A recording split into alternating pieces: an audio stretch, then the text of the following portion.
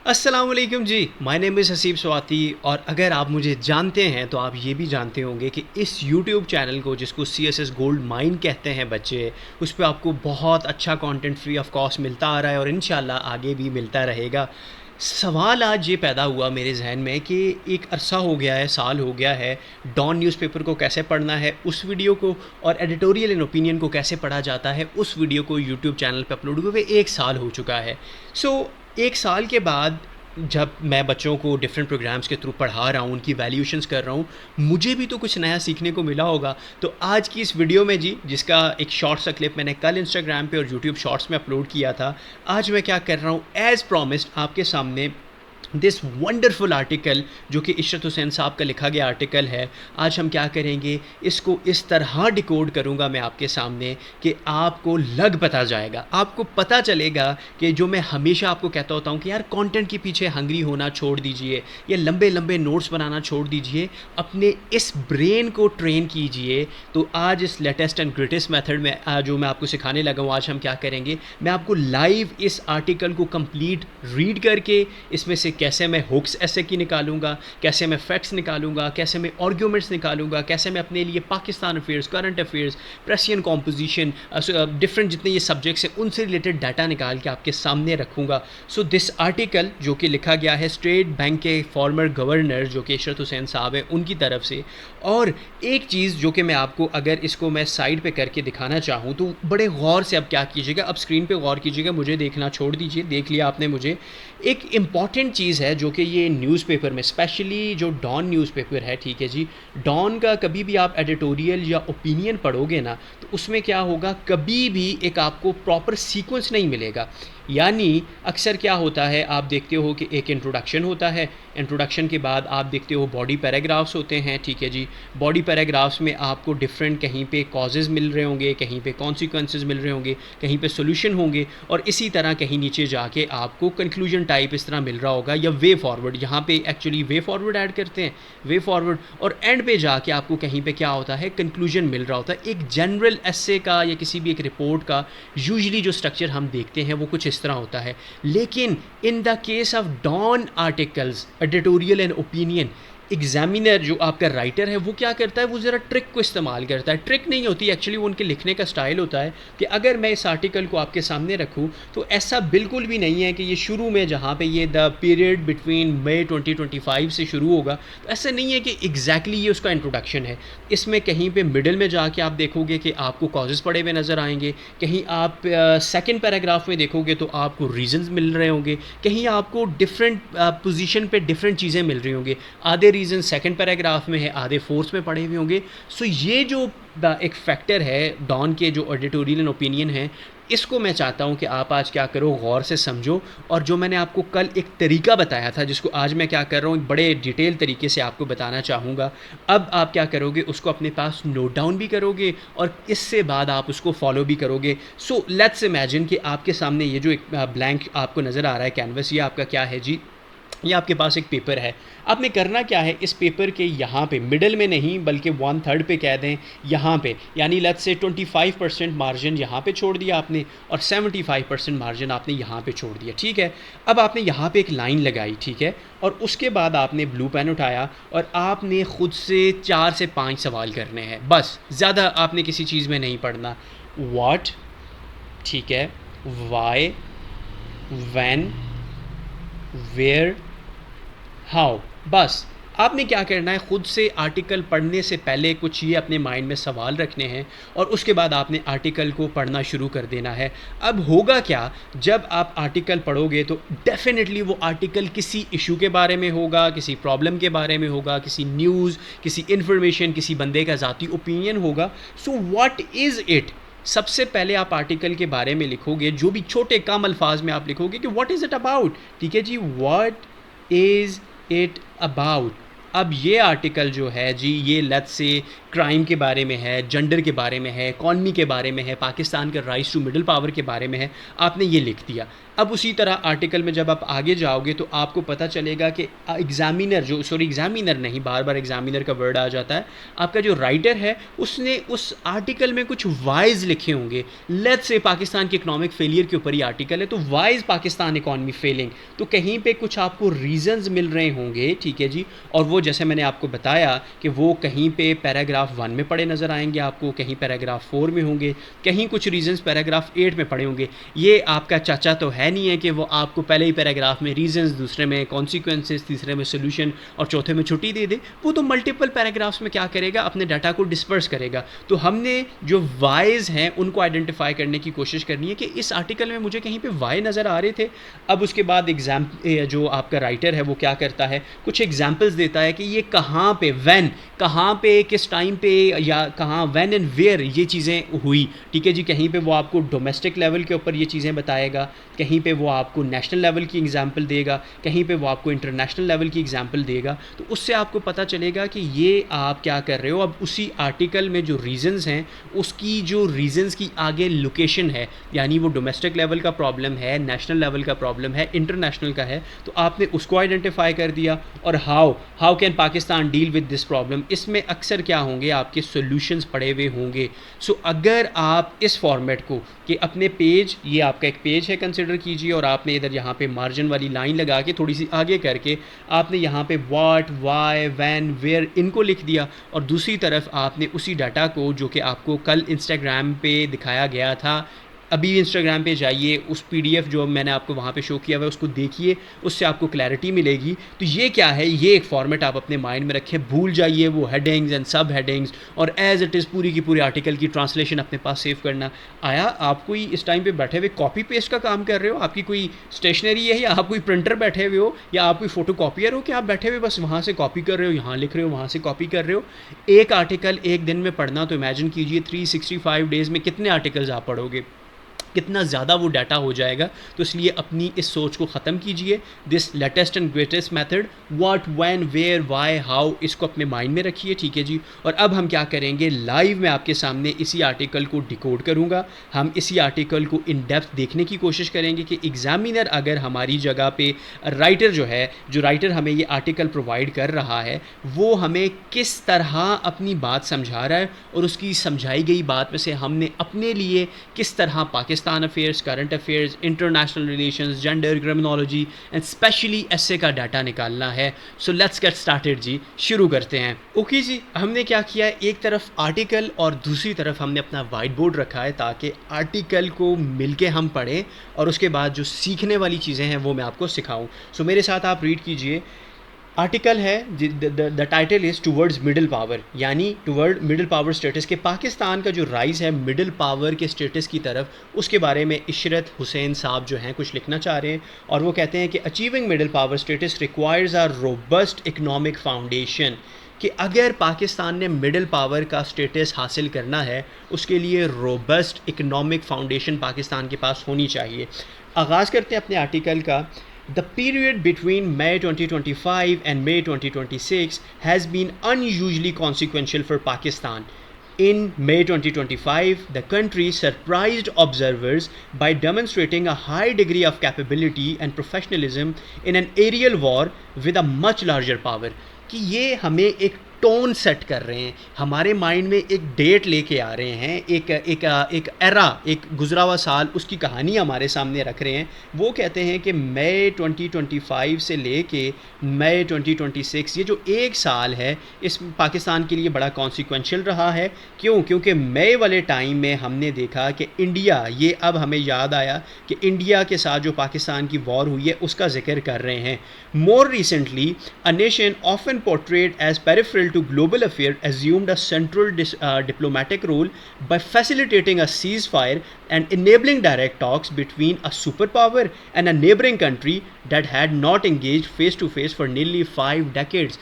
मई 2025 में तो इंडिया की वॉर का जिक्र कर रहे हैं, और मई 2026 में जो सीज़ फायर पाकिस्तान ने की बिटवीन यूएसए एंड ईरान, और ये दो कंट्रीज़ 1971 के ईरानियन रेवोल्यूशन के बाद 50 साल बाद इन दोनों को आमने सामने लाने में किसका रोल रहा जी? पाकिस्तान ने रोल प्ले किया। तो इस एक साल में ना सिर्फ हमने खुद से बड़े दुश्मन को हराया, बल्कि हमने ईरान और यूएसए जैसे कट्टर दुश्मनों को सीज़ फायर के लिए एक टेबल के ऊपर जमा कर दिया। अब ये क्या है जी? आपके लिए एक इन्फॉर्मेशन थी, अब आपने उसको पढ़ा और आपने कहा ओके, इसमें आप ज़्यादा से ज़्यादा क्या नोट करोगे? अच्छा जी, मई 2025 में पाकिस्तान इंडिया की वॉर हुई, मई 2026 में सीज़ फायर हुआ। हालांकि ऐसा ही है, ऐसा ही करना चाहिए। थोड़ा सा आगे पढ़ते हैं। अच्छा, बिल्डिंग, उसके बाद आगे क्या आता है जी? यहाँ पे Pakistan ability to balance its relationships between trust with, ठीक है जी, sorry, building trust between the US while sustaining deep ties with China. एक यानी पाकिस्तान की डिप्लोमेटिक जो इस टाइम पे पाकिस्तान ने वो एबिलिटी दिखाई रिलेशनशिप को बैलेंस करने की, ठीक है जी, रिलेशनशिप को बैलेंस करने की जो एबिलिटी किसके बीच में? एक तरफ यूएसए का ट्रस्ट जीता, दूसरी तरफ चाइना के साथ जो रिलेशंस हैं उनको ख़राब नहीं होने दिया। Along with that, entering into a defense pact with the Saudi Arabia while maintaining constructive engagement with Iran. एक तरफ किंगडम ऑफ सऊदी अरेबिया के साथ डिफेंस एग्रीमेंट कर दिया, और उसका ही दुश्मन सुन्नी शिया डिवाइड वाला ईरान, उसके साथ भी हमने क्या किए? कंस्ट्रक्टिव रिलेशन रखे। तो 4 डिफरेंट कंट्रीज़, जो ये इसका दुश्मन, ये इसका दुश्मन, ठीक है जी, और ये इसका दुश्मन, ये इसका दुश्मन, इन 4 कंट्रीज़ को आपस में इतनी शदीद तरीन की जो दुश्मनी है, उनके दरमियान पाकिस्तान ने क्या किया? एक बैलेंसिंग रिलेशन हमें निकाल के दिखाए। This has drawn global recognition, और इसी वजह से पाकिस्तान को ग्लोबल रिकग्निशन मिली। Governments, media and policy analysts have begun to describe it as an emerging middle power in a rapidly evolving multipolar world.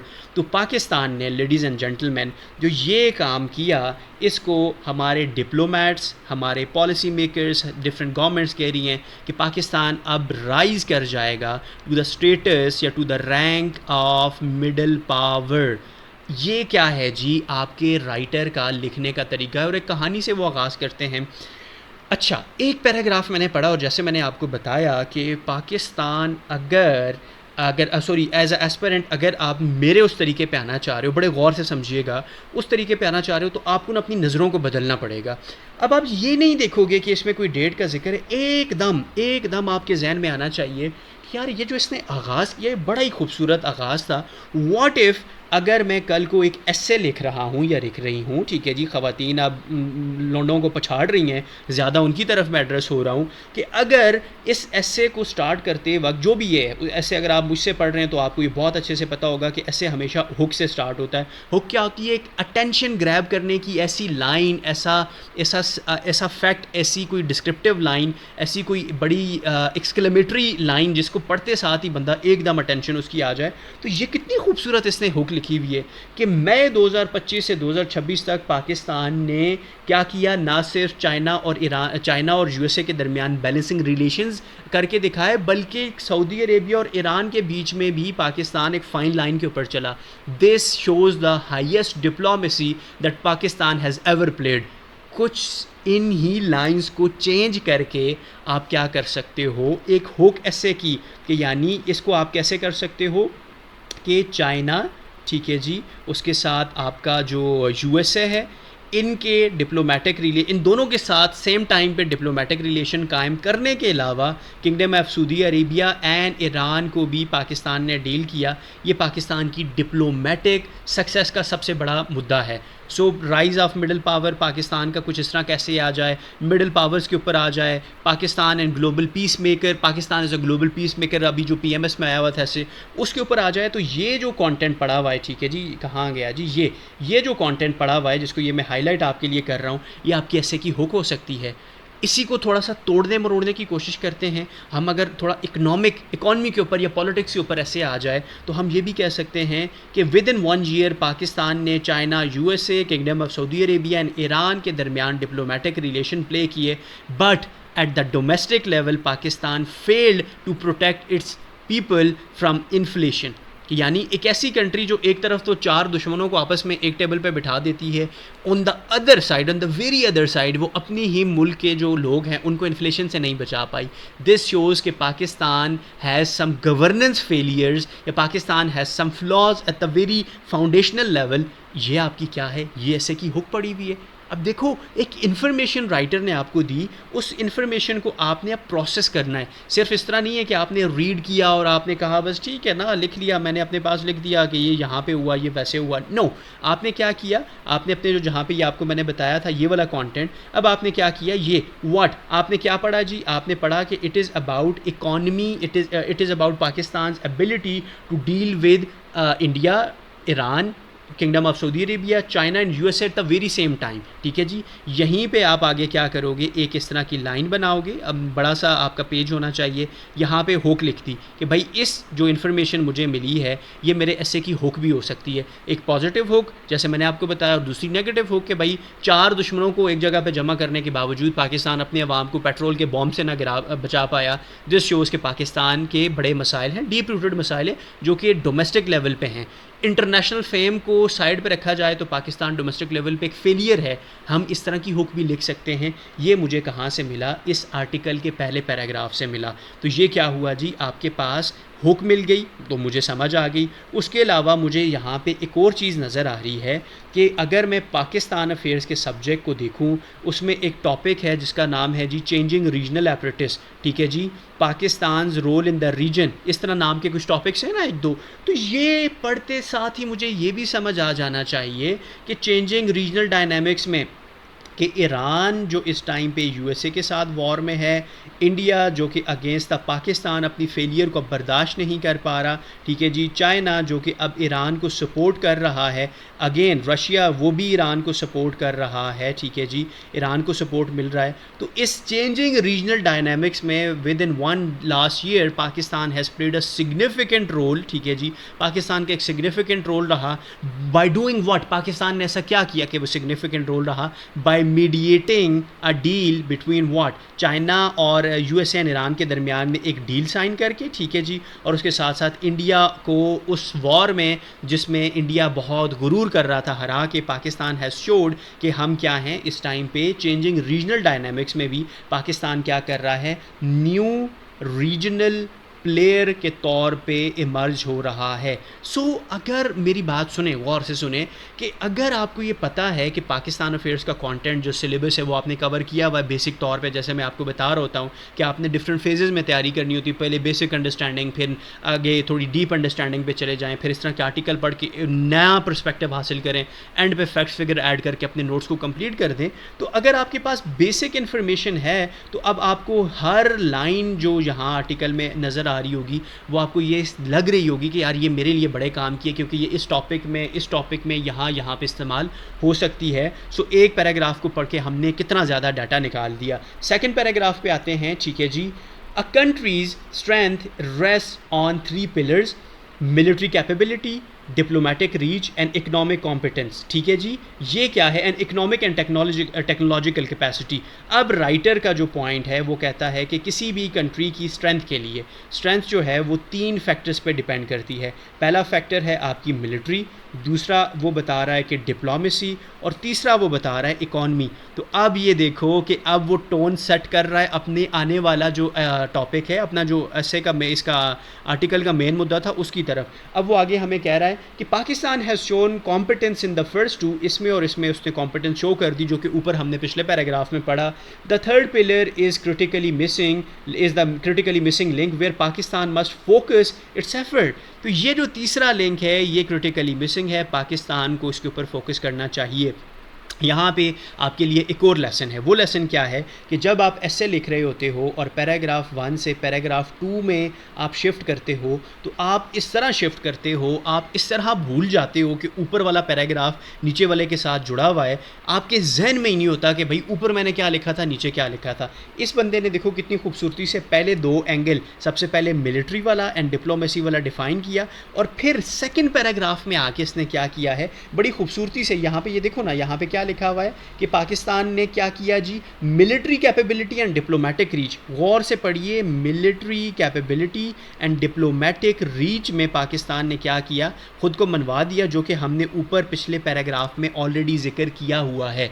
अगर ऊपर इस चीज़ का जिक्र ना होता और आप रैंडमली यहाँ पे आके इस चीज़ को इंट्रोड्यूस करते तो एग्जामिनर वाज लाइक, हैं ये क्या, ये कहाँ से आ गई, ये तो आपने ऊपर जिक्र ही नहीं किया। एग्जामिनर सेकंड पैराग्राफ को क्रॉस कर देता।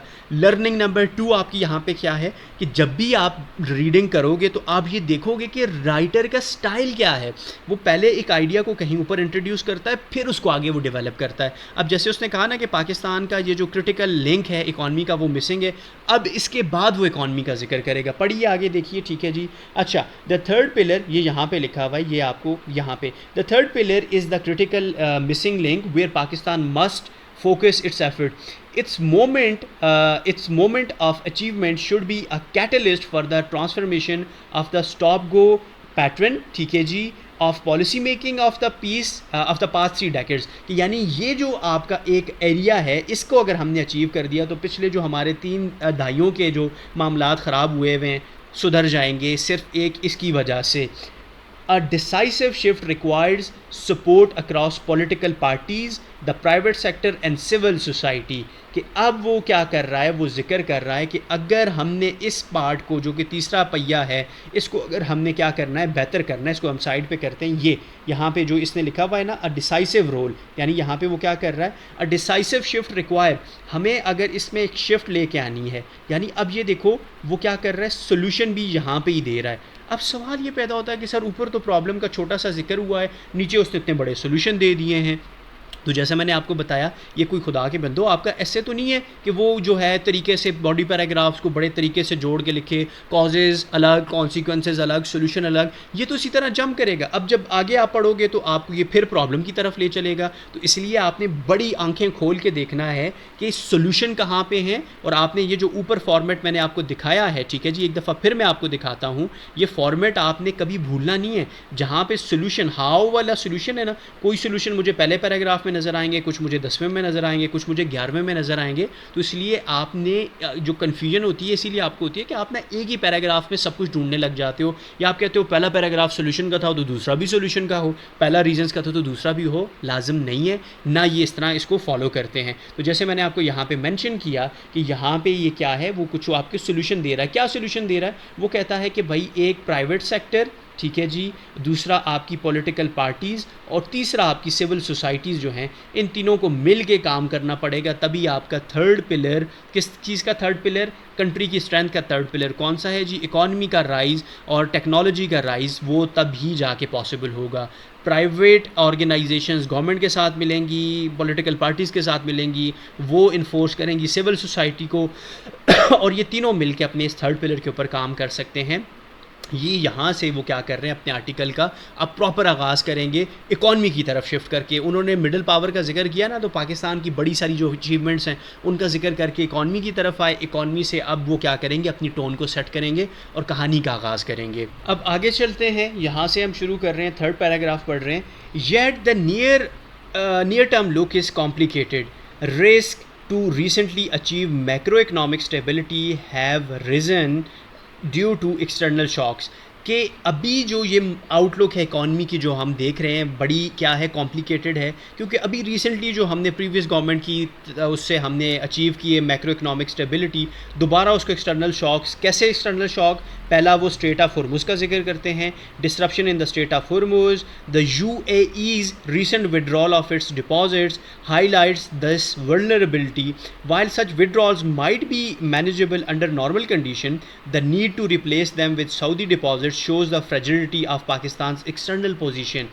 कि अब वो कह रहा है कि जो स्ट्रेट ऑफ हॉर्मुज़ में इस टाइम पे वो जो ब्लॉकेट्स चल रही है, उसके अलावा जो UAE ने अपने जो पैसे पाकिस्तान की इकॉनमी, पाकिस्तान के स्टेट बैंक में डिपॉजिट किए हुए थे ताकि पाकिस्तान डिफ़ॉल्ट ना करे, उन्होंने वापस ले लिए। और जब इन्होंने वापस लिए तो हमने क्या किया, उस डिपॉजिट की जगह अपना ज़ाती कुछ नहीं है हमारे पास, हमने उस टाइम पे किंगडम ऑफ सऊदी अरेबिया से उठा के उस डिपॉज़िट की जगह पे दोबारा से रीफ़िल कर दिया।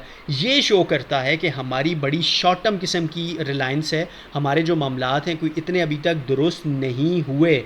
While such withdrawals might be manageable under normal condition, the need to replace them with Saudi deposits shows the fragility of Pakistan's external position. Reliance on short-term financial inflows from friendly countries or geopolitical rents must be phased out. अब ये एक और solution दे रहे हैं कि जो हम अपनी जियो पॉलिटिक्स यानी ईरान के साथ हमारा बॉर्डर है तो हम किंगडम ऑफ सऊदी अरेबिया को कहते हैं कि यार हम ईरान के ऊपर नज़र रखने में तुम्हारी हेल्प करेंगे।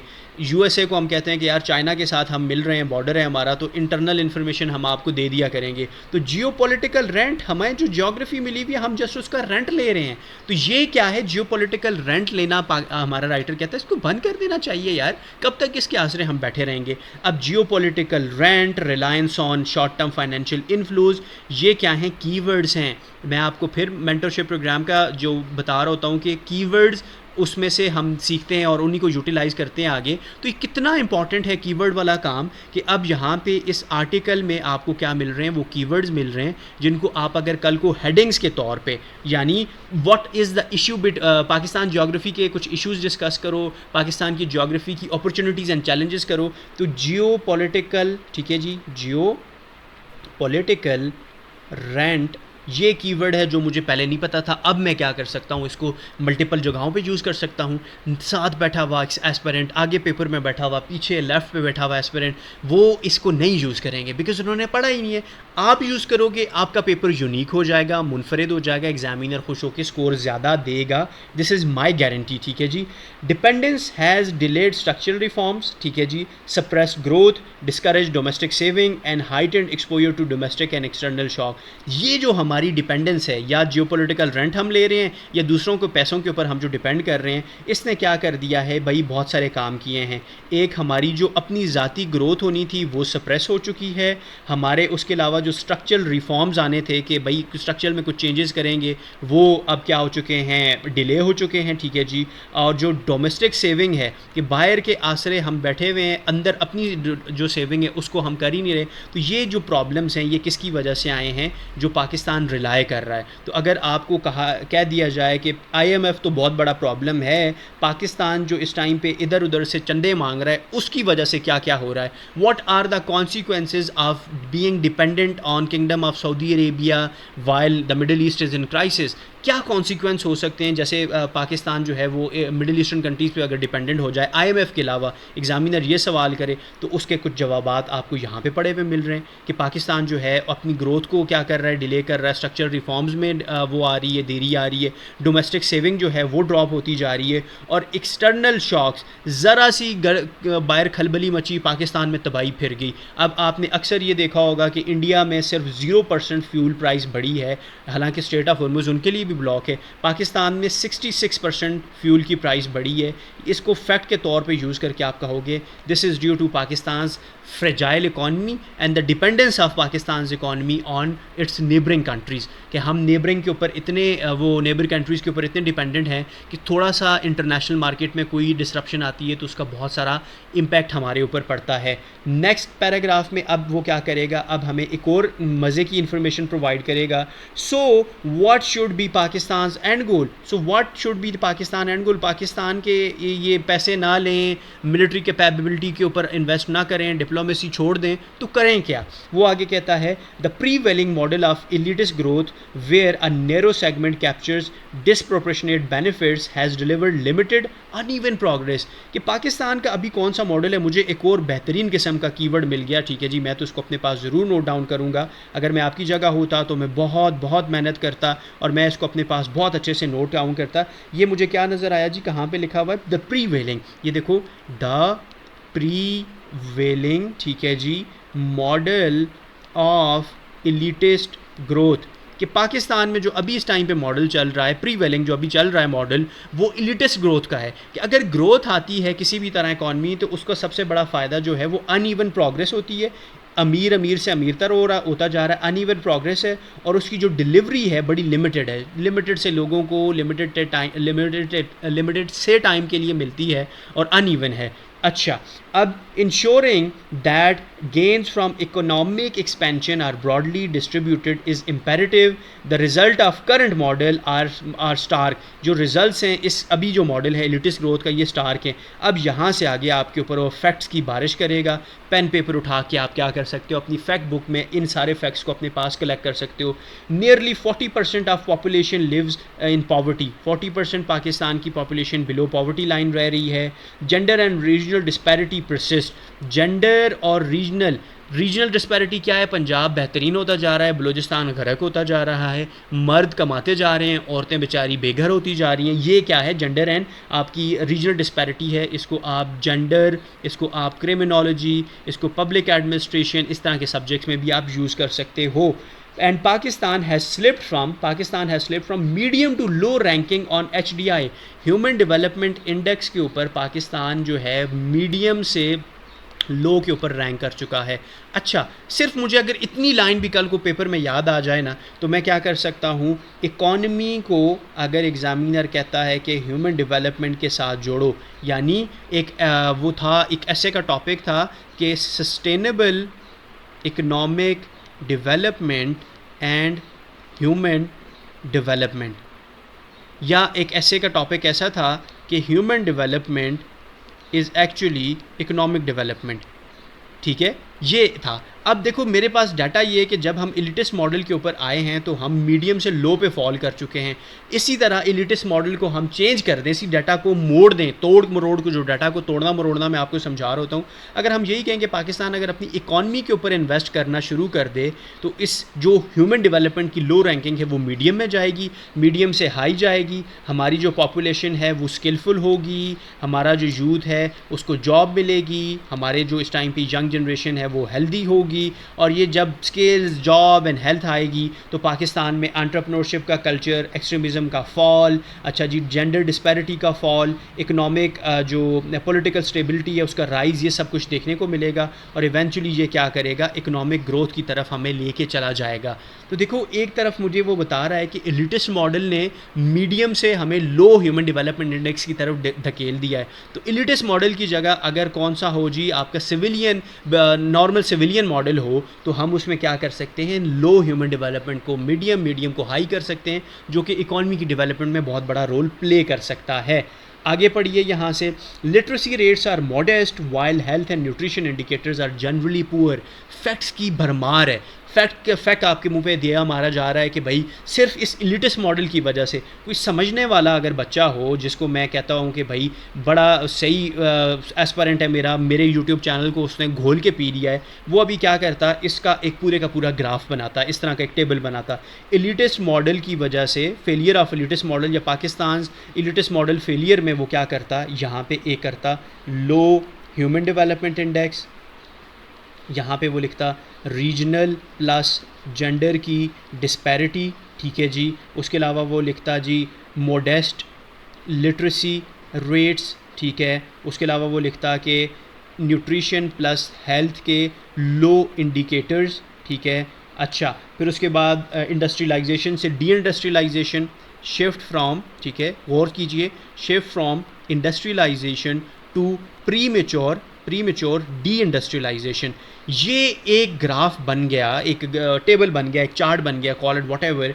ये कल को पेपर में अगर आप लिखाओ तो ये जो मैं इस दफ़ा सजल एलोकेट हुई हैं IRS में, जो इस दफ़ा तनवीर एलोकेट हुए हैं IR में, ठीक है जी, या इस दफ़ा जो अभी रिसेंट आपको मैंने स्टेटस पे दिखाया था, बच्ची हैं उनका PMS का 43 का, PMS में ऐसे का 44 का स्कोर आया है। ठीक है जी, क्यों बच्चे इतना अच्छा परफॉर्म कर रहे हैं, उनके विजुअल्स इतने स्ट्रॉन्ग होते हैं। जब भी मैं मेंशन करता हूँ कि अगर आपने टॉपर बनना है, पहली अटैम्प्ट में अपनी जान छुड़ानी है CSS से, क्योंकि आगे बहुत बड़ी ज़िंदगी है जो आपने गुजारनी है, तो जल्द अज जल्द पहली अटैम्प्ट में निकलिए, आगे ज़िंदगी गुजारिए। उसके लिए इस तरह के विजुअल्स का होना आपके Pakistan affairs, current affairs, gender criminology में बहुत ज़्यादा ज़रूरी है। और यही डाटा जो यहाँ पे मुझे नज़र आ रहा है, मैंने अब क्या किया है, इसको कन्वर्ट करके आपको इस तरह का विजुअल बना के दे दिया है। तो क्या हुआ, आप अपना ये एक विजुअल भी अलग से ड्रॉ कर सकते हो, और जो ऊपर यहाँ पे बिल्कुल स्टार्ट में आपको मैंने तरीका बताया था, ये वाला ह्यूमन डेवलपमेंट, ये व्हाट वाई हाउ वाली अप्रोच का, ये आपने कर दी। उसके बाद आपने एक विजुअल का सेक्शन बना दिया, उसके ऊपर ये विजुअल आपने ड्रॉ कर दिया, and you are good to गो।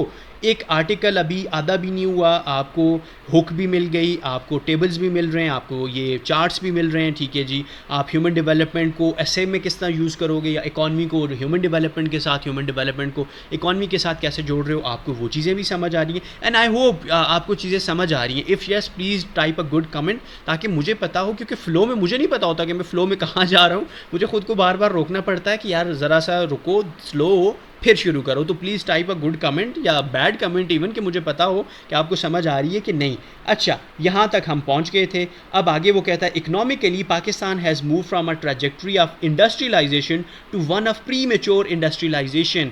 अच्छा, increasing reliance on imports and trading activities.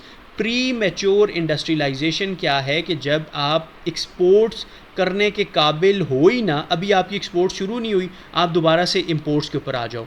यानी पाकिस्तान ने क्या किया, भैया किया, वादा किया कि भाई अब हम एक्सपोर्ट्स करेंगे। एक्सपोर्ट्स अब आपकी तैयार होने लगी, आपने कहा हाँ बस तैयार होगी है ना, पड़ा हुआ है माल, पड़ा हुआ है, कल भेज दूंगा बाहर, चलो ऐसा करते हैं बाहर से कुछ मंगवा ही लेते हैं। एक्सपोर्ट्स बाहर पहुंची नहीं, आपने दोबारा से इंपोर्ट्स वाले काम शुरू कर दिए। प्री मेच्योर इंडस्ट्रियलाइजेशन पाकिस्तान की ये है। उसके साथ साथ अब आगे वो प्रॉब्लम्स का फिर एक प्लेथोरा ऑफ प्रॉब्लम्स आपके मुंह पे दे मारता है। Graduate unemployment is high, reflecting a mismatch between educational outcome and labour need. Market की जो नीड है उसके हिसाब से आप बच्चों को पढ़ा नहीं रहे, तो उनको जॉब कौन देगा? कोई उनको जॉब नहीं देगा, कोई उनके बारे में ख्याल नहीं करेगा, ठीक है। तो इसलिए आपने क्या करना है, अपनी आवाम को वो एजुकेशन देनी है जो ज़रूरी हो, और इसका जिक्र वो आगे जाके कहीं करेगा, अभी नहीं करेगा। तो आप देख रहे हो ना कि प्रॉब्लम्स आ रहे हैं, अचानक से बीच में कहीं सोल्यूशंस आ रहे हैं। तो राइटर का यही तरीका है लिखने का। The tax system penalises formal sectors while leaving large segment, जैसे कि एग्रीकल्चर अंडर टैक्स। आपका जो फॉर्मल सेक्टर है, आप और मैं जो जॉब कर रहे हैं, आप और मैं जो कमाने की दौड़ में लगे हुए हैं, आप और मैं जो पाकिस्तान की इकॉनमी के लिए कुछ करना चाह रहे हैं, उनको दे मार 4.5 के टैक्सेस मारे जा रहे हैं। और सबसे तगड़ा सेक्टर 56% ऑफ पाकिस्तान की जो आपकी लेबर है जिसमें वो डील कर रही है एग्रीकल्चर में, उसके ऊपर कोई टैक्स नहीं है। रीज़न क्या है? लैंड लॉर्ड्स, सिंध के लैंड लॉर्ड्स अद्दा साईं मेरी ज़मीन पे आके कैसा टैक्स लगाते हो। तो ये क्या है, अद्दा साईं जो हैं वो कभी भी टैक्स लगाने नहीं देंगे। पंजाबी कभी अपने लैंड लॉर्ड कभी भी वो टैक्स नहीं लगाने देंगे। सारे वही बैरोक्रेट्स हैं, वही मेजर कर्नल जनरल ब्रिगेडियर्स हैं, ठीक है जी। तो उनकी लैंड पे कोई टैक्स लगाने की आपकी और ना ये जो IRS वाले हैं वो सुन लें, कभी आपके अंदर ये हिम्मत नहीं होगी कि आप उनकी ज़मीन के ऊपर टैक्स लगाओ। रीज़न पाकिस्तान का डिज़ाइन सिस्टम है, यही डिज़ाइन सिस्टम है। और इसी को इशरत हुसैन साहब, and this is by no mean my personal opinion, ठीक है जी, ये इशरत हुसैन साहब का पर्सनल ओपिनियन है जो कि बिल्कुल सच है। और excessive regulation and under an over extended state footprint inhibit growth of SME, small medium enterprises, छोटे मोटे आपके काम कारोबार वालों के ऊपर भी इतनी रेगुलेशन है। लाइसेंस लिया नहीं लिया टैक्स दो, ऑयल कौन सा इस्तेमाल कर रहे हो बनाने में, गलत है, टैक्स फ़ाइन करो जी। पैरा फोर्सेस, ठीक है जी, यहूदियों की दूसरी एक यहाँ पे IDF आपकी जो उधर है इसराइल में, और पाकिस्तान की पैरा फोर्स, ठीक है जी, यहूदियों के बराबर तरीन जो इस टाइम पे लाहौर में इस टाइम पे मुसल्लत है पैरा। अब वो रीज़न, अब देखो ये क्या है, मेरा एक क्लेम है, मेरा जज्बात है, लेकिन अगर कल को मैं पेपर में ये चीज़ लिखना चाहूँगा तो मैं कहूँगा कि पैरा फोर्स को अभी तक 1 या 2 साल नहीं हुए, उनकी प्रॉपर ट्रेनिंग्स नहीं हुई, उनके प्रॉपर सेशंस नहीं हुए, उनको इंटरनेशनल प्रोग्राम्स, इंटरनेशनल ट्रेनिंग्स होती हैं इनकी फोर्सेस की, उस पर नहीं भेजा गया। पैरा की कोई अपनी ज़ाती एकेडमी नहीं है जिसमें उनको ट्रेन किया जाए। विदाउट ट्रेनिंग आप क्या कर रहे हो, रंग बिरंगे ब्रीड के जानवर भर्ती किए जा रहे हो, ठीक है जी। And they don't have the courage, they don't have the means to communicate with the people. उनको पता ही नहीं है कि एक आम आवाम से कैसे ट्रीट करना है, कैसे बात करनी है। तो पैरा फोर्सेस की फेलियर के ऊपर भी अगर आप बात करना चाहोगे तो आपने कोशिश करनी है कि डाटा के ओरिएंट हो के आपने वो करना है। सो दिस आर्टिकल, जिसमें अभी हमने क्या किया जी, हमने इस आर्टिकल का इंट्रोडक्शन पढ़ा, उसमें हुक मिली, एग्जाम्पल्स मिली, केस स्टडीज़ मिली, पाकिस्तान अफेयर्स के ऊपर डाटा मिला। इसी तरह हमने आगे भी देखा। और यहाँ अब देखो, यहाँ पे आके जो मैंने आपको वीडियो में भी बताया था कि अगर पाकिस्तान के इतने मसाइल हैं, बहुत ज़्यादा मसाइल हैं जो कि, तो why not the government is doing anything, या आपके इंस्टीट्यूट्स कुछ नहीं क्यों नहीं कर रहे। यहाँ पे आके अब राइटर क्या करेंगे उसके बारे में जिक्र करेंगे। द राइटर इज सेइंग, यहाँ पे देखिए, failure of governance and institution lies at the root of these challenges, कि अगर ये जो चैलेंजेस ऊपर हमने जिक्र किए, ये जो पूरे का पूरा आपने वो टेबल सा बनाया था, ग्राफ सा बनाया था, उसका ये जो चैलेंजेस हैं आपके, उसके रूट कॉज क्या हैं, रूट कॉज, ठीक है जी, आपके रूट कॉज क्या बन रहे हैं, रूट कॉज बन रहे हैं आपका कौन सा जी, फेलियर किसका, गवर्नेंस का और इंडस्ट्री इसका आपके इंस्टीट्यूशंस का, whether in law and order, energy, education और physical mismanagement, institutional weakness underpin recurring crisis. ये जो रीअकर हो रहा है, ठीक है जी, रीअकर हो रहा है आपका क्राइसिस बार बार, ये इंस्टीट्यूशनल फेलियर है, ना सिर्फ एक इंस्टीट्यूट का, ना सिर्फ पैरा का या दूसरे किसी का, बल्कि आपका लॉ एंड ऑर्डर का, ठीक है जी, लॉ ऑर्डर, एनर्जी का, एजुकेशन का, ठीक है जी, और फिजिकल मिसमैनेजमेंट का यानी करप्शन का। तो ये इंस्टीट्यूट्स की फेलियर है कि ना लॉ एंड ऑर्डर ठीक हो रहा है, ना एजुकेशन ठीक हो रही है, ना एनर्जी आ रही है, और ना ही कोई फिजिकल मैनेजमेंट हमारी कंट्री में आ रही है। इसकी वजह से हमें ह्यूमन डेवलपमेंट में लो रेटिंग मिल रही है, जेंडर डिस्पैरिटी बढ़ती है, रीजनल डिस्पैरिटी बन रही है। ये सारे पॉइंट्स जो ऊपर हैं अब वो नीचे वाले के साथ लिंक हुए हुए। अगेन पैराग्राफ राइटिंग का खूबसूरत लेसन आपको यहाँ पे भी मिल रहा है। यहाँ से पढ़िए, any new development model must address this on priority basis. कोई नया मॉडल लेके आओ, उसमें इंस्टीट्यूशनल बिल्डिंग की ज़रूर बात करो। The problem is not the lake of diagnosis but the implementation. मसला हमें पता है, इम्प्लीमेंटेशन का मसला है ये। अच्छा, यहाँ से आगे पढ़ते हैं, rather than creating new committees and commissions the focus should shift on assigning clear responsibility to ministries and agencies with measurable milestone and strict time lines. कि यानी अगर आप चाहते हो कि आपके ये मसाइल हल हों तो रोज़ नई कमेटी बनाना है का कोई फ़ायदा नहीं है, या रोज़ नई किस्म के आपके कमीशंस बनाने का कोई फ़ायदा नहीं है। जैसा कि पंजाब में अक्सर हम देख रहे होते हैं, फोकस किसके ऊपर होना चाहिए कि एक मिनिस्ट्री है, ये उसकी रिस्पॉन्सिबिलिटी है। ये अगर पैरा की रिस्पॉन्सिबिलिटी है तो सिर्फ पैरा इसमें रिस्पॉन्सिबल है। असिस्टेंट कमिश्नर या सब डिवीजनल ऑफिसर जो है किसी और का, ये पीएमएस ऑफिसर है ना, ठीक है जी, उनको ही क्या कर दिया जाता है, सब डिवीजनल ऑफिसर बना के पैरा का हेड लगा दिया जाता है। अब पीएमएस वाला अपने काम छोड़ के इधर शिफ्ट हो गया, अब पैरा का वो जो बंदा है वो उठ के आपके पंजाब पुलिस का वो काम शुरू कर रहा है, ठीक है जी, पंजाब पुलिस उठ के ट्रैफिक वाले काम शुरू कर दे, ठीक है। तो अब ये क्या है, ये एक लूप बन गई है कि क्लैरिटी ही नहीं है मैंने क्या काम करना है। आपने अक्सर उनको देखा होगा, सीएसपीज़ को देखा होगा,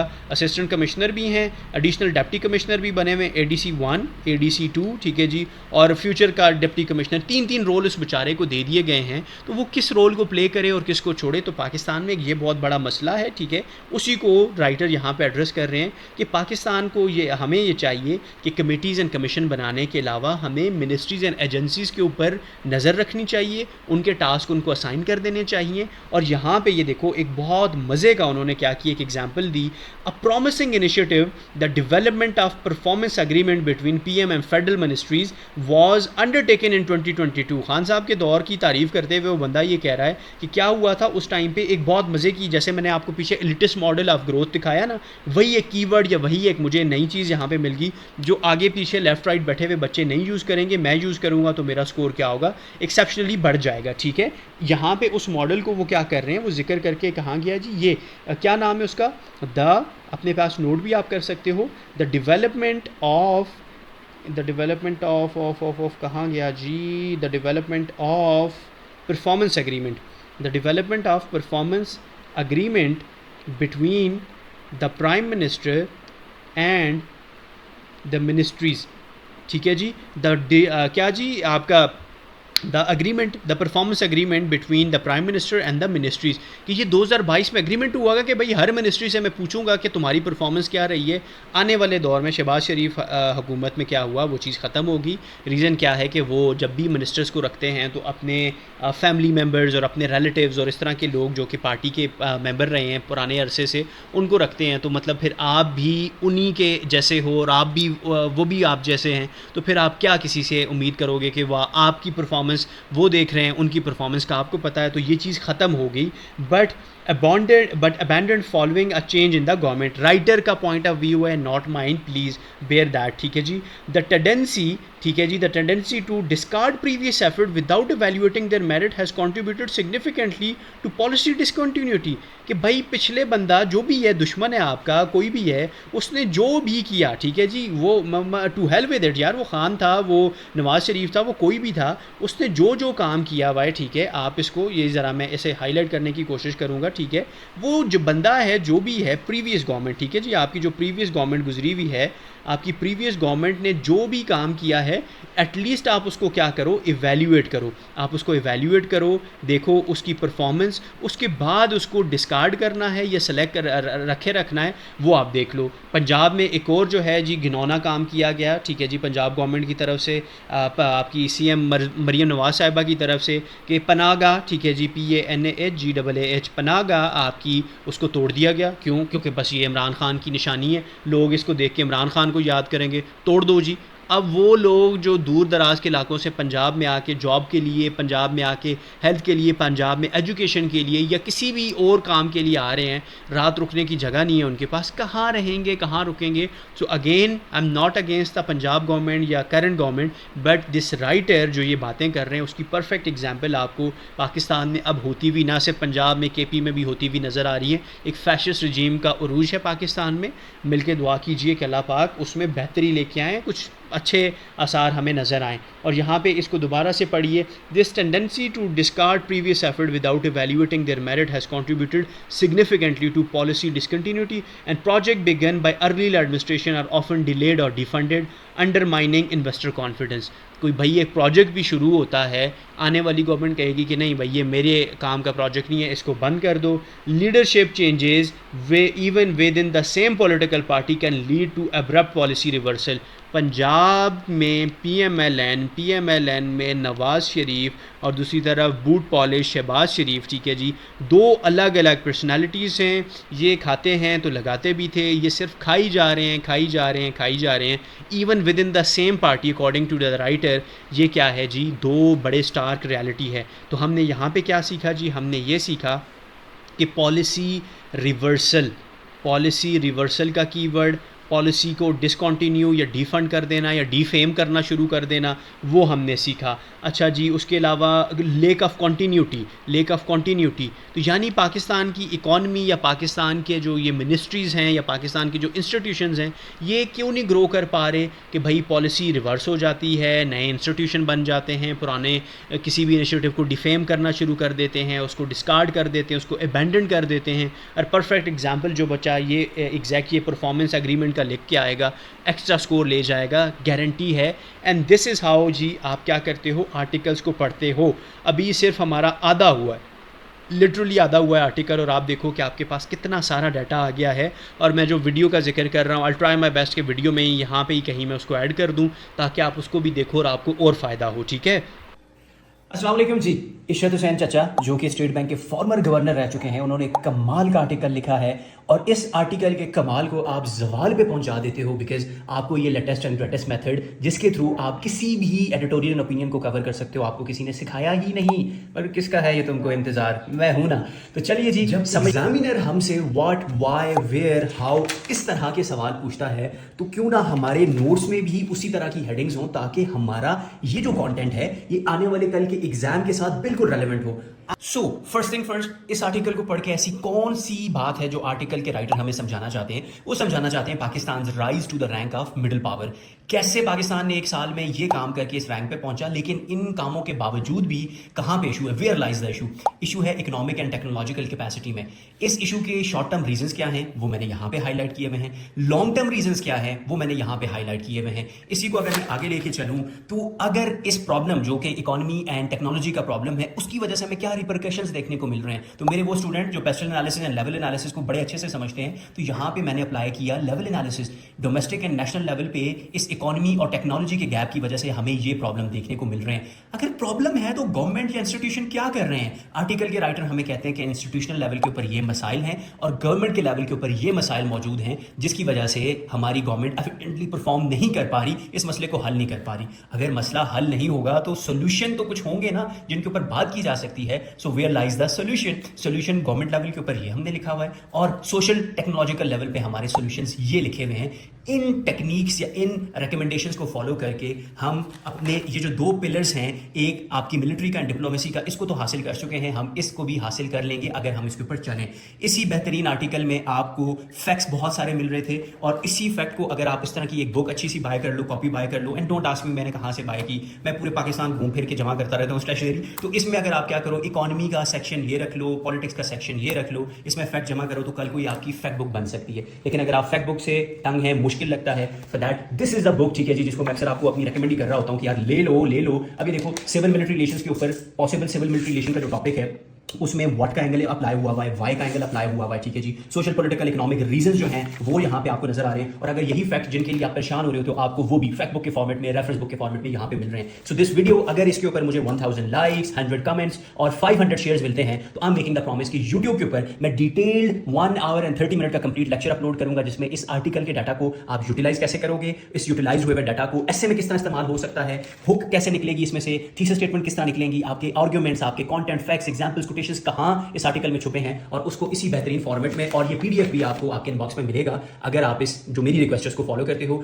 okay, in the next paragraph यहाँ से अगर हम इसको देखें, such unpredictability raises the risk premium for investor, discouraging long term commitment, कि भाई आपका जो इन्वेस्टर है वो कभी भी ऐसी कंट्री में इन्वेस्ट नहीं करेगा जहाँ पे कंटिन्यूटी ना हो। बहुत सारी एग्जांपल हैं, बहुत सारी companies, Uber and Careem and another many examples, ठीक है जी। सेवियर कोई एक नाम की ऐप आई थी, ठीक है, सब शुरू हुए, बंद करके ठप करके माइक्रोसॉफ्ट उठ के बाहर चला गया, बहुत सारी और कंपनीज बाहर चली गई। एग्जांपल्स हैं, कहाँ से मिलती हैं, इंस्टाग्राम पे स्क्रॉलिंग करते वक्त आप देख लो, लेकिन आपको पता होना चाहिए कि ये कहाँ पे यूज़ करना है। उस एग्जांपल को जो आज से 4-5 साल पहले का या 4-5 महीने पहले का वाक़या है, उसको भी यहाँ पे मैं कोट कर सकता हूँ, बिकॉज आई नो कि डाटा को यूटिलाइज कैसे करते हैं, आई एम टीचिंग यू कि आप कैसे कर सकते हो। डिस्करेजिंग लॉन्ग टर्म कमिटमेंट्स, ठीक है जी। As a result Pakistan investment to GDP ratio has stagnant around 15%, उसी पे रुकी हुई है। 3 से 4% का एनुअल ग्रोथ है, जो कि पीछे 2000 में 20% पे हुआ करता था। उसके अलावा यहाँ पे वो कहता है decentralisation offers a partial remedy but remains incomplete. जो डिसेंट्रलाइजेशन है, 18th अमेंडमेंट का जिक्र वो अब आगे करेंगे कि 18th अमेंडमेंट के बाद क्या हुआ, NFC अवार्ड आया, आपके सूबों को इख्तियार मिला, उससे डिसेंट्रलाइजेशन होगी कि KP अपनी मर्ज़ी की गवर्नमेंट करे, पंजाब अपनी मर्ज़ी की करे, लेकिन उसकी प्रैक्टिकलिटी बड़ी क्या है, इनकम्प्लीट है। 18th अमेंडमेंट का यहाँ पे जिक्र है, ठीक है जी। और आगे यहाँ पे आके वो क्या करते हैं, यहाँ से बड़ी एक परफेक्ट केस स्टडी आपको देते हैं कि अगर local government could unlock the economic potential of lagging regions. For example, districts endowed with natural resources such as those in Balochistan could achieve higher growth, better living standards if given control over their development priorities. अगर बलोचिस्तान कोई आप क्या कर दो, local government जो बलोचिस्तान की है वो डिस्ट्रिक्ट के हिसाब से, देखो सेंट्रल गवर्नमेंट इख्तियार नहीं देना चाहती प्रोवेंशियल को, प्रोवेंशियल नहीं देना चाहती डिस्ट्रिक्ट को, डिस्ट्रिक्ट नहीं देना चाहती किसको जी, नहीं सॉरी फेडरल नहीं देना चाह रही प्रोवेंशियल को, प्रोवेंशियल नहीं देना चाह रही लोकल को, लोकल नहीं देना चाह रही डिस्ट्रिक्ट को, और डिस्ट्रिक्ट नहीं देना चाह रही नीचे जो आपकी village council and union council type होती है उनको। तो ये आपकी एक हायरार्की बन गई है कि आप इसको इस तरह ड्रॉ कर सकते हो कि भाई आपकी ये सेंट्रल गवर्नमेंट है, ठीक है जी, ये आपकी प्रोवेंशियल गवर्नमेंट है, उसके बाद आपकी लोकल गवर्नमेंट है। इसके बारे में आप सारे पॉइंट्स यहाँ पे लिख सकते हो। तो बाय ड्राइंग दीज विजुअल्स आपका स्कोर एक्स्ट्रा बढ़ जाता है पेपर में। तो बलूचिस्तान को, अगर बलूचिस्तान का टॉपिक है Pakistan and Balochistan crisis type जो करंट अफेयर्स में यूजली पूछा जाता है, वहाँ पे अगर आपसे पूछा जाए कि पाकिस्तान के बलूचिस्तान को किस तरह हम ग्रो करवा सकते हैं, कि भाई हम उसके जो लोकल गवर्नमेंट है वो क्या करे, रीजनल लेवल के ऊपर या आपका जो डिस्ट्रिक्ट लेवल है उसके ऊपर क्या करे, डेवलपमेंट शुरू कर दे। जिस इलाके से जितने नेचुरल रिसोर्सेज मिलते हैं उसको उतना ही डेवलप किया जाए, if given control over their development priorities. Effective local government could enhance service delivery, reduce grievances and create a conducive environment. तो लोकल गवर्नमेंट के फ़ायदे क्या हैं, नहीं समझ आता तो लोकल गवर्नमेंट, ठीक है जी, के फ़ायदे इस तरह आप खुदा के बंदो लिखो, अपने जहन में डालो, कल को उर्दू से इंग्लिश में कन्वर्ट कर ही लोगे। अभी नहीं समझ आ रही, आर्टिकल नहीं पढ़ा जा रहा, कोई मसला नहीं है, थोड़ा सा टाइम दोगे, हफ्ता 10 दिन, महीना, 2-4 महीने, समझ आने लग जाएगी। पहला फ़ायदा लोकल गवर्नमेंट को क्या होगा, यहाँ पे उसने क्या लिखा हुआ है जी, सबसे पहले होगा जी service, enhanced service delivery, 1 point. दूसरा क्या एग्जामिनर यहाँ पे हमें बता रहा है, राइटर बता रहा है, रिड्यूस्ड ग्रीवेंसेस, कि भाई जो आपके रोने धोने हैं लोगों के वो ख़त्म हो जाएंगे। उसके अलावा तीसरा क्या बता रहा है जी, conducive environment for private investment, conducive environment for कौन सा जी, कौन सी development, for private investment, for private investment. मेरी स्टूडेंट कशिश, ठीक है जी, कशिश चौधरी इस टाइम पे असिस्टेंट कमिश्नर बलूचिस्तान है, पीएमएस के थ्रू लगी हुई हैं। बड़ा दिल करता है कि भाई मिलने जाए बंदा, बलूचिस्तान विज़िट करे, डर लगता है लुढ़क ही ना जाऊँ, मार ही ना दें, पकड़ा गया कार्ड देखें केपी से, भाई इसको उठा करो ना, ये हालात बने हुए हैं। लेकिन जब लोकल गवर्नमेंट आएगी तो सर्विस डिलीवरी बढ़ेगी, आपकी जो ग्रीवेंसेस हैं लोगों की वो एड्रेस होंगी, तो लोग बंदूकें छोड़ के कलम उठाना शुरू करेंगे, पढ़ना लिखना शुरू करेंगे। और उसके अलावा जो प्राइवेट इन्वेस्टर है वो क्या करेगा, कंड्यूसिव इन्वायरमेंट देख के यहाँ पे इन्वेस्ट करेगा। तो लोकल गवर्नमेंट के फ़ायदे आपको सिर्फ इतना सा पढ़ के आपको नज़र आ रहे हैं। सो प्लीज़ प्लीज़ प्लीज़ जुड़े हुए हाथ हैं कि आप ये वाला विजन अपने अंदर क्रिएट करें कि एक आर्टिकल को पढ़ के ये नहीं है अब मैंने ये आर्टिकल पढ़ा, ये इसको मैं ज़रा जूम आउट करता हूँ तो देखो क्या क्या हमने इसमें नोट डाउन किया हुआ है, कहाँ कहाँ तक ये आर्टिकल फैला हुआ है। ठीक है, तो मुझे अब कोई ज़रूरत नहीं है कि अगले 3 दिन में कोई आर्टिकल पढ़ूँ भी, मैनी टाइम, ये मेरे 2 घंटे इसके ऊपर लग गए, मेरे 3 घंटे लग गए, लेकिन मुझे इतना डाटा मिल गया जो पाकिस्तान अफेयर्स, जो करंट अफेयर्स, जो आपका जो ऐसे जेंडर क्रिमिनोलॉजी में यूज़ हो रहा है, मुझे कोई ज़रूरत नहीं है कि अब इसके अलावा मैं अगले 2-3 दिन कोई और आर्टिकल पढूं, क्योंकि मैंने दिल से आर्टिकल पढ़ा। सरसरी आंखें ऊपर नज़र दौड़ा रहे होते हो, फ़ायदा आपको उससे कुछ होता नहीं है। तो इस तरीके पे शिफ्ट हुई है। ठीक है जी। अच्छा, यहाँ पे आगे पढ़िए, evidence suggest that public satisfaction with service was highest when local governments were functional. लोग तब खुश थे जब लोकल गवर्नमेंट, मेरा घर है सामने गली है, वो गली बन रही है, मुझे उसकी ज़्यादा खुशी होगी, या मेरे कैपिटल पेशावर में वहाँ पे BRL या BRT कोई शुरू हो रही है या कोई ट्रेन चल रही है, what the hell I am going to do with that. मेरा उसके साथ लेना देना क्या, मेरी लोकल गवर्नमेंट सपोर्ट कर रही है मुझे। मैं रात को आता हूँ तो दरवाजे का लाइट में बंद करूँ तो बाहर इतना अंधेरा होता है कि चला नहीं जाता, यहाँ पे स्ट्रीट लाइट्स लग जाएँ तो कितना फ़ायदा होगा। तो लोकल गवर्नमेंट हमेशा लोगों की सेटिस्फेक्शन को बढ़ाती है। Reinstating and strengthening them would improve governance outcome and yield political dividends. लोग खुश होंगे, वोटर टर्नआउट बढ़ेगा, डेमोक्रेसी फ्लरिश करेगी, मोर स्टेबिलिटी वाली तरफ आएगा। अगला यहाँ से पैराग्राफ शुरू होता है जहाँ पे बहुत इंपॉर्टेंट है, इस चीज़ को ज़रा गौर से समझिएगा। Another critical constraint is centralized decision making। यहाँ पे the increasing concentration of authority in the prime minister office and CM secretariats have slowed administrative processes and undermined institutional capacity. आपके जस्टिस क्यानी, अथर क्यानी शायद उनका नाम था, जस्टिस क्यानी, ठीक है जी, एक और जस्टिस कोई फीमेल हैं और एक और कोई मेल जस्टिस थे। क्यानी साहब ने प्राइम मिनिस्टर को कहा कि भाई आपने PTA का कोई एक मेंबर है जिसको आपने लगाया हुआ नहीं है, और उस मेंबर की एब्सेंस की वजह से धड़ाधड़ करप्शन हुई जा रही है। जैज़ जो कंपनी है अकेली, उसने पिछले 1 साल में 1.8 billion rupees Pakistani 1.8 billion rupees customer का खाया है। आपके अकाउंट से 1 रुपया निकाल दिया, साथ वाले अकाउंट से 2 निकाल दिए, साथ वाले से 10 निकाल दिए।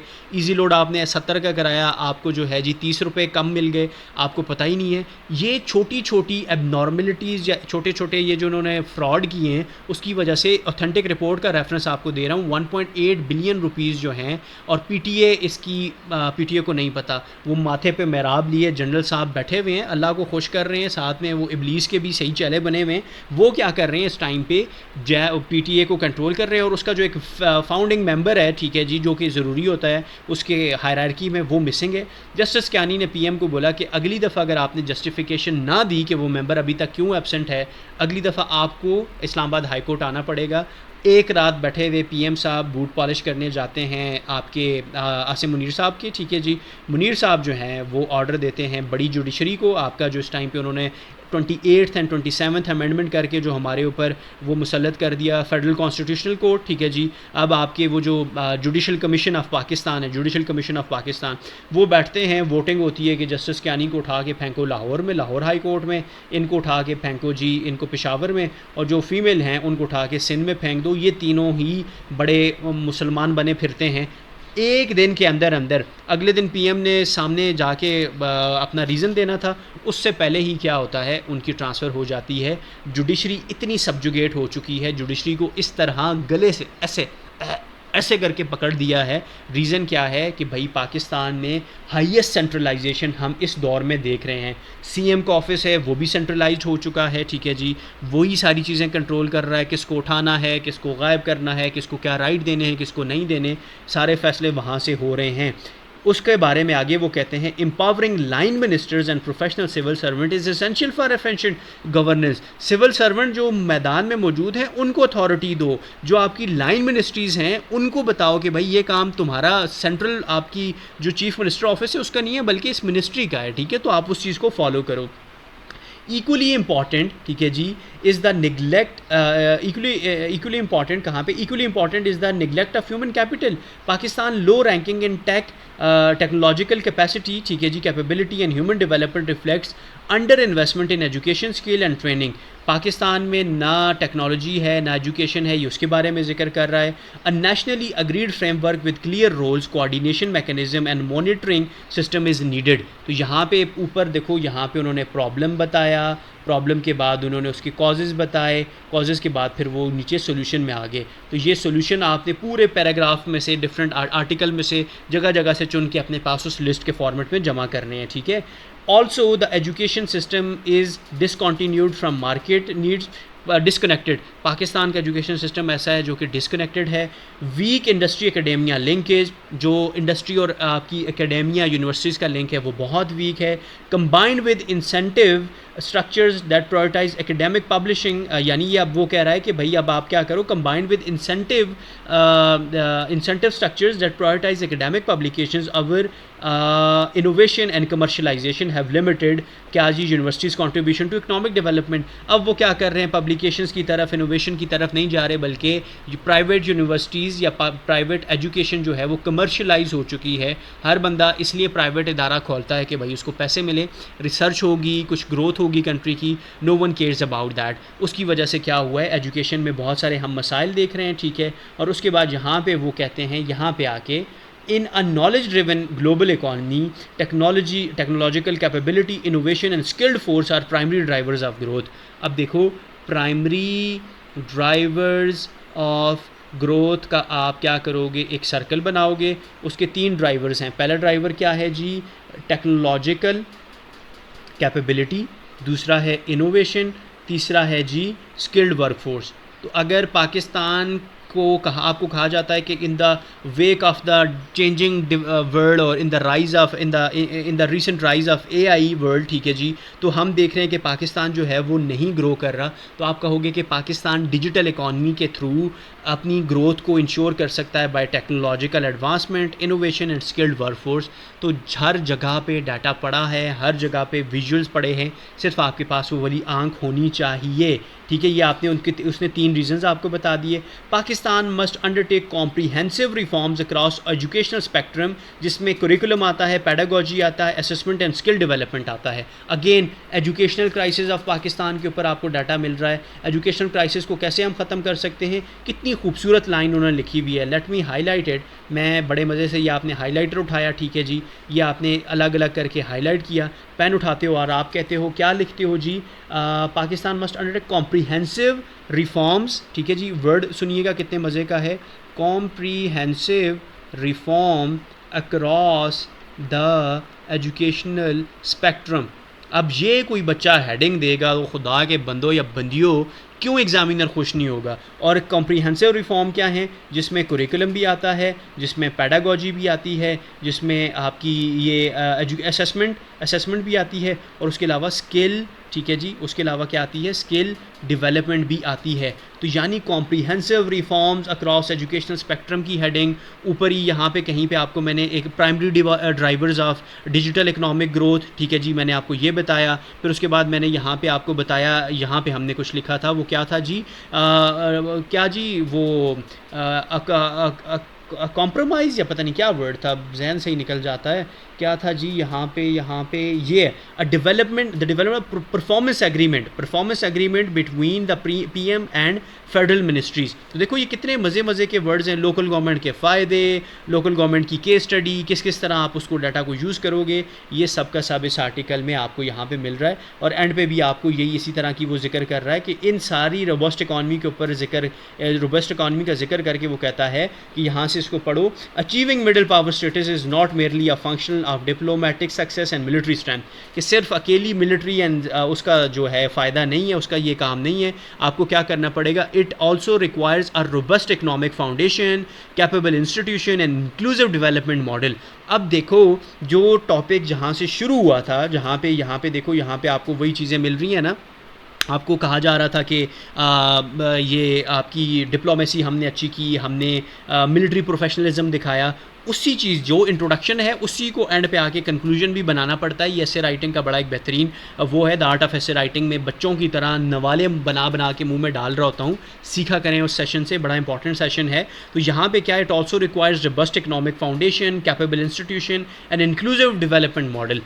जिस बच्चे को ये कल की लाइन पेपर में याद आएगी, जो बिल्कुल सेकंड लास्ट लाइन है, वो पूरे का पूरा ऐसे लिख सकता है कि भाई प्रॉब्लम है, उसका सोल्यूशन क्या है, रोबस्ट इकोनॉमिक फाउंडेशन कैसे बनेगी, एजुकेशन के ऊपर इन्वेस्टमेंट करके, ह्यूमन डेवलपमेंट के ऊपर करके, प्राइम मिनिस्टर ऑफिस और फेडरल मिनिस्ट्रीज के दरमियान एग्रीमेंट करके, ठीक है जी, उसके अलावा एफर्ट करके कि ह्यूमन डेवलपमेंट बढ़ाई जाए, जीडीपी टू इन्वेस्टमेंट रेशो को बढ़ा दिया जाए। तो इस आर्टिकल में सब कुछ आपके सामने पड़ा हुआ है। एसएमईज़ को क्या किया जाए, इनकरेज किया जाए। अच्छा, उसके अलावा जो है जी जेंडर को, डिस्पैरिटी को ख़त्म किया जाए। बलूचिस्तान के मॉडल के ऊपर यहाँ पे कहीं जिक्र हुआ था। सो प्लीज़ अंडरस्टैंड कीजिए कि आपने इन सारी चीज़ों को डिवाइड करना है। जैसे मैंने आपको अभी प्रीवियस जो वीडियो आपको मैंने इंस्टाग्राम वाली प्ले करके दिखाई, उसमें आपको ये सारी चीज़ें नज़र आ गई थी। तो इसी तरह आपने क्या करना है, आर्टिकल को डिवाइड करना होता है, ठीक है। अब मैं ज़रा क्या करता हूँ, यहाँ से इस स्क्रीन के ऊपर आऊँगा, ख़ुद को ज़रा बड़ा करता हूँ ताकि मैं आपके सामने इस तरह फुल स्क्रीन पे आऊँ। और मैं चाहूँगा, ठीक है, लिटरली मैं विश करूँगा कि आप मुझे देखें और सुनें।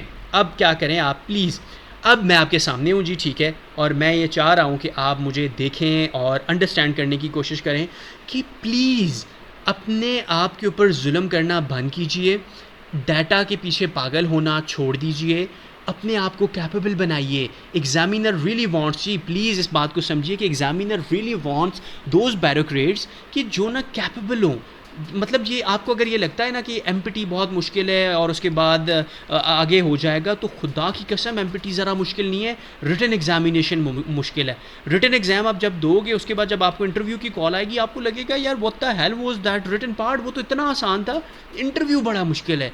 इंटरव्यू दे के आओगे, जब आपकी एलोकेशन हो जाएगी, कॉमन ट्रेनिंग प्रोग्राम शुरू होगा, आपको पता चल जाएगा कि यार कॉमन ट्रेनिंग प्रोग्राम तो पीछे दोनों से मुश्किल है। कॉमन के बाद स्पेशल ट्रेनिंग प्रोग्राम है, नींद पूरी नहीं हो रही, डिसिप्लिनरी एक्शन लिए जा रहे हैं, साथ वाले ग्रो कर रहे हैं, यार होगा क्या। फिर उसके बाद जब ड्यूटीशिप, अंडर ट्रेनिंगशिप में किसी असिस्टेंट कमिश्नर के साथ, किसी डिप्टी कमिश्नर के साथ, किसी एसपी के साथ आपको छोड़ा जाएगा, एक पूरा साल या 6 महीने जब आप उसी अंडर ट्रेनिंग में रहोगे, आप कहोगे या अल्लाह वही दिन अच्छे थे जब घर के सुकून में तो बैठ के मैं तैयारी किया करता था। अंडर ट्रेनिंग ख़त्म होगी जब आप खुद, आपको ऑफिसर का रैंक मिलेगा, स्टार लगेंगे, आपको समझ आएगी कि यार ये तो पूरा डिस्ट्रिक्ट मैंने संभालना है। सो दिस होल प्रोसेस, ये जो पूरे का पूरा ये प्रोसेस अभी लगा हुआ है ना, असल मेहनत ये है यार, ये नहीं है कि अभी आप एक कंटेंट के ऊपर या इस चीज़ के ऊपर इतने परेशान हो जाओ और आपको लगे कि पता नहीं ये कैसे होगा। इन छोटी छोटी चीज़ों की फ़िक्र बंद कीजिए। मैं हूँ, चीज़ ना समझ आए, कोई चीज़ तंग कर रही हो, इनबॉक्स कीजिए, बड़े अफोर्डेबल से रेट्स पे पढ़ा भी रहा होता हूँ। देखो और मेरे पास अर्निंग का कोई सोर्स नहीं है, टू बी वेरी ऑनेस्ट। ये एक लैपटॉप रखा हुआ है मैंने, ठीक है जी, ये मैंने एक माइक रखा हुआ है, ठीक है जी, 5,000 रुपये का माइक है, 70,000 रुपये का लैपटॉप है और ये 10,000 रुपये का कैमरा है, बस। आई डोंट हैव, ये गेस्ट रूम में बैठा हुआ हूँ, मेहमान जहाँ पे आके बैठ रहे होते हैं, कोई सेटअप नहीं है मेरा, ठीक है जी। मैं कहूँ कि बड़ा मैं कोई उस तरह वो कर रहा हूँ, no, I don't have anything at the moment. Reason क्या है कि भाई पढ़ाना शौक़ है, पैशन है, दिल से फील करता हूँ आपके दर्द को, इसीलिए पढ़ाने की कोशिश कर रहा हूँ। तो अगर मैं पढ़ा रहा हूँ तो प्लीज़ सीखिए, प्लीज़ सीखिए इन चीज़ों को, इनको अप्लाई कीजिए, मेहनत अनथक कीजिए, दिन रात एक कर दीजिए, ज़िंदगी बदल जाएगी। ये जो अभी जिसको आप मेहनत समझ रहे हो और पूरा दिन घर पे बैठे हुए स्क्रॉलिंग कर रहे हो, साथ थोड़ा बहुत पढ़ रहे हो, फिर स्क्रॉलिंग कर रहे हो, फिर चिट चैटिंग चल रहे हो, अपने साथ जुल्म मत कीजिए। बहुत मुश्किल है ज़िंदगी। जिस तरह एक-एक साल ज़िंदगी का गुज़रेगा, आपके अंदर मोटिवेशन कम होती जाएगी, हेल्थ इश्यूज़ बनना शुरू हुए हुए होंगे, एंग्ज़ायटी, डिप्रेशन आपके ऊपर बादल लूम कर रहे होंगे कि यार पिछली अटेम्प्ट नहीं हुई, उससे पिछली अटेम्प्ट नहीं हुई, साथ वाले असिस्टेंट कमिश्नर लग गए। आपको बहुत सारी तकलीफ़ों का सामना करना पड़ सकता है अगर आप अपनी लाइफ को सीरियस नहीं लेते। सीरियस नहीं हो, नहीं पढ़ा जा रहा, 1 हफ़्ता, 10 दिन, 20 दिन देखो, नहीं हो रहा, उठा के छोड़ दो भाई, ज़िंदगी में और बहुत कुछ भी है। लेकिन अगर ये फ़ैसला कर दिया है कि करना है और हर हाल में करना है, तो प्लीज़ अपनी ज़िंदगियों का मज़ाक मत बनाइए। बहुत कीमती है ज़िंदगी और इसका बहुत सारा फ़ायदा लीजिए। आई होप आपको समझ आ गया होगा। And if there is anything जी आप चाहते हो जिसके ऊपर अगली वीडियो हो, जिसके ऊपर कंटेंट हो, do let me know, comment कीजिए। हमेशा दुआओं में याद रखिए करें, दुआएं बहुत कीमती होती हैं, ठीक है जी। दिल से दुआएं दिया करें, चाहिए, ज़रूरत हैं। And now your CSS guide is signing off जी। अपना बहुत सारा ख्याल रखिएगा। अल्लाह हाफ़िज़, टेक केयर जी।